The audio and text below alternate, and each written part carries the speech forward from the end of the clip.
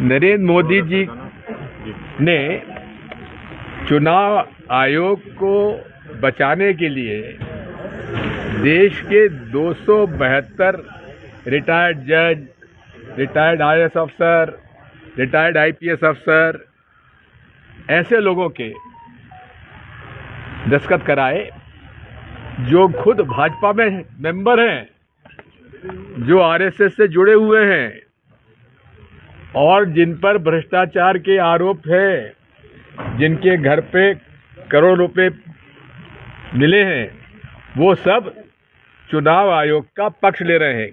वो चुनाव आयोग जो कि पूरा बेईमानी पर उतरा हुआ है। मोदी जी, इन सब बातों से आप अपने को आपको अलग रखो।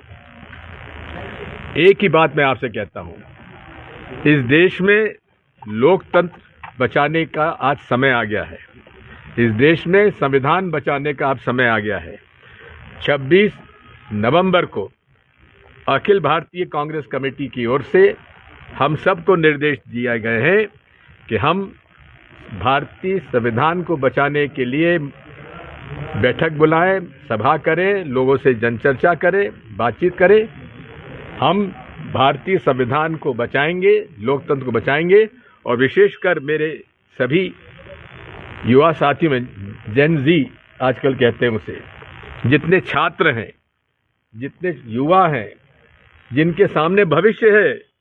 हमारा तो हो गया, हमने तो लोकतंत्र खूब भोग लिया, लोकतंत्र में खूब हमको इज्जत भी मिली, वोटर को पूरा अधिकार मिला।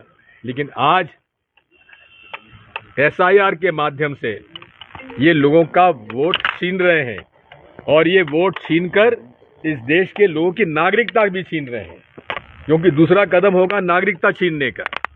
इसलिए इस देश में अगर नागरिकता छिन गई और वोट उनके मन से वोटर लिस्ट बन गई तो फिर लोकतंत्र बचेगा कहाँ?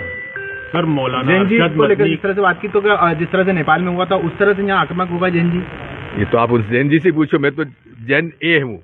सर, अरशद मदनी मौलाना ने कहा है कि लंदन में, न्यूयॉर्क में, अरे तुमको सुनना है तो जोरान ममदानी को सुनो, क्या ट्रंप को उसने छकाया है।